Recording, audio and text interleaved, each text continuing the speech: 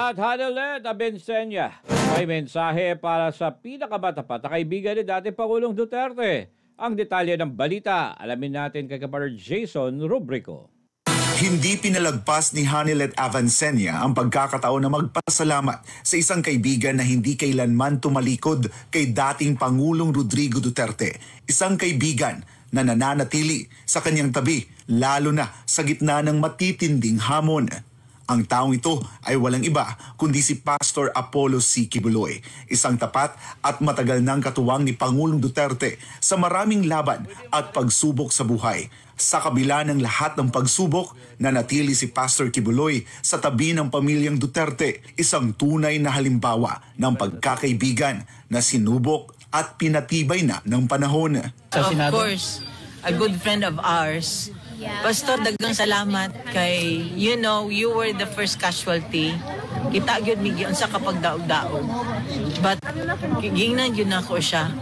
Wala na kay loyal na amigo pareho ana. No matter how hard they put you down, you know, kung giunsa kanila pag daog-daog, wa jud ka ni talikod, Pastor. Bukod sa pagpapasalamat ay nagpaabot din ng buong suporta si Abencenia sa kandidatura ni Pastor Apollo Quiboloy sa nalalapit na halalan.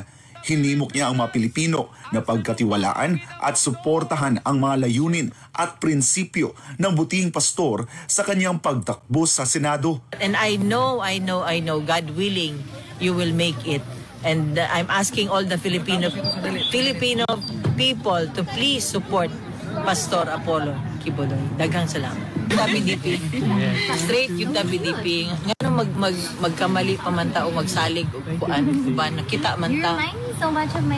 Those people na ato ang giboto supposed to protect us, to protect the interest of the Filipinos, you know, to protect the kwarta of the country.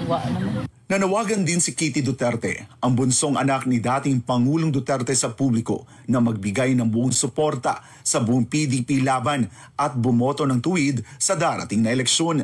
Suportahan natin yung PDP laban, vote straight. Sa pagtatapos ng kanyang pahayag, nagbigay si Kitty ng isang personal na pagbati kay Pastor Apollo Quiboloy at nagpapasalamat sa kanyang walang sawang pagsuporta sa pamilya Duterte. And I would like to greet Pastor Quiboloy.